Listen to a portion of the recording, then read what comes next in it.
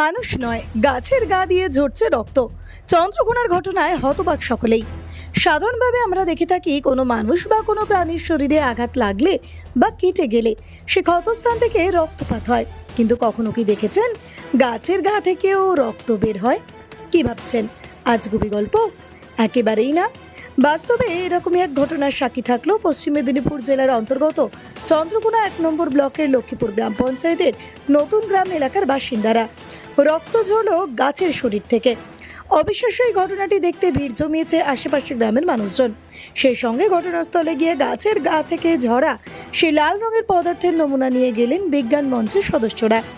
এই অলৌকিক ঘটনার বিষয়ে গ্রামের এক গৃহবধূ বন্দনা পোড়া জানান, নমস্কার, কৃষ্ণ কালী মায়ের জয়। এখানে কালী পুজো হতো, খুব গরিব আর কালী পুজো করতে পারেনি বলে 4 বছর পুজো করেনি। তারপরে দেখছে একদিন হঠাৎ সকালবেলা গাছতলা থেকে রক্ত পড়ছে, গাছের গোড়া থেকে। সে রক্ত পড়া 4-5 দিন হচ্ছে। দিয়ে আমারই পাশের গ্রামেই ঘর, এখানে কাকিমা বলে তার এখানে এসে দেখছি রক্ত পড়ছে। কাকিমার ভর হতো, কালী পুজো হতো, ছেদ হতো, সে আর গরিব মানুষ বলে পুজো করতে পারেনি। হ্যাঁ, দিয়ে ঠাকুরকে জানাই যে ঠাকুর, আমি আবার পুজো করব, এই অমাবস্যাতে রক্ত পড়া বন্ধ করো, আমি মেঘে হলেও পুজো করব। আমার তো পয়সা করি নাই, আমি ভিক্ষে চেয়ে এনে তোমার পুজো করব, তাই জন্য রক্ত আর পড়েনি আই থেকে। নমস্কার। পাশাপাশি এমন এক অদ্ভুত ঘটনার বিষয়ে ঘাটাল বিজ্ঞান মঞ্চের সদস্য দেবব্রত বন্দ্যোপাধ্যায় জানান, অনেকগুলো শেডস আছে। প্রথম যে কথাটা যেটা বললেন যে গ্রামের মানুষ সবাই অলৌকিক বলছেন, আমরা কথা বলে দেখেছি সবাই অলৌকিক বলছেন না।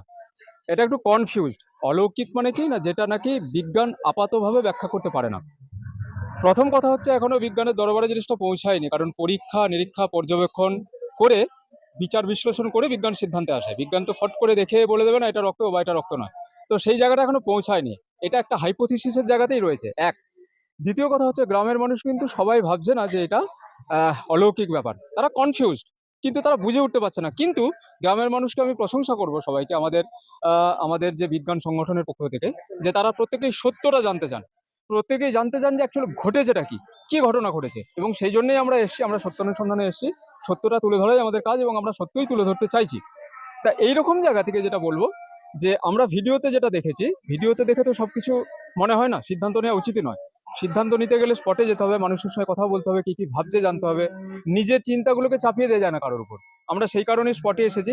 আমরা এখান থেকে রক্তের যে স্যাম্পেল, যেটাকে রক্ত বলা হচ্ছে, তাই আপাত রক্ত কথাটা বলছি, যে রক্তের স্যাম্পেল নিয়েছি, আমরা ল্যাব টেস্টের জন্য পাঠাবো। সেখানে আমরা জানবো এটা রক্ত কিনা আদৌ, রক্ত হলে কি, কার রক্ত, যদি রক্ত হয় সেটা ব্লাড গ্রুপ কি, আমরা এর ডিটেলস সমস্ত কিছু জানবো। এবং এর সঙ্গে সঙ্গে আমাদের কিছু রিসার্চ স্কলার যুক্ত আছেন, কিছু বিজ্ঞানী যুক্ত আছেন আমাদের সঙ্গে, তারা নিয়মিত আমাদের সঙ্গে যোগাযোগ রেখে চলেছেন এবং তারা অলরেডি আমাদের কাছে আপাত ব্যাখ্যা একটা দিয়েছেন যে এই কারণে জিনিসটা ওনারা বলতে চাইছেন যে এই মুহূর্তে আমি নাম বলছি না, পরবর্তী ক্ষেত্রে আস্তে আস্তে আস্তে আস্তে আস্তে আমরা সেটা প্রকাশ করব। কারণ যেহেতু এক্ষুনি দেখছি বলে এক্ষুনি বলে ফেলাটা উচিত না, কারণ সব কিছু সময় লাগে। আমরা কখনো আপন মনের মাধুরী মিশিয়ে সব কিছু বলে দিতে পারি না। সত্য প্রকাশ হতে একটু সময় দিতে হবে, চটজলদি করলে হয় না। সেই জায়গা থেকে আমরা দেখছি যে এইটা একটা ব্যতিক্রমী ঘটনা, কিন্তু মানে অসম্ভব কোনো ঘটনা নয়। বিভিন্নভাবে এটা থেকে বেরোয়, তার ব্যাখ্যা রয়েছে। আমরা দেখে যাচ্ছি, আমরা ব্লাড স্যাম্পেল নিচ্ছি, আপাত ব্লাড স্যাম্পেল। আমরা সমস্ত কিছু ল্যাবে টেস্ট করব এবং আমরা বিজ্ঞানীদের সঙ্গে কথা বলে, research scholar, IIT research scholar কিছু আমাদের সঙ্গে আছে, তারা যোগাযোগ রেখে চলেছেন। তাদের সঙ্গে কথা বলে আমরা যেটা সত্য হব, সেই সত্যে বা সেই সত্য সিদ্ধান্তে আমরা বিজ্ঞানের সাহায্যে উপনীত হব। তাই একটু সময় লাগবে।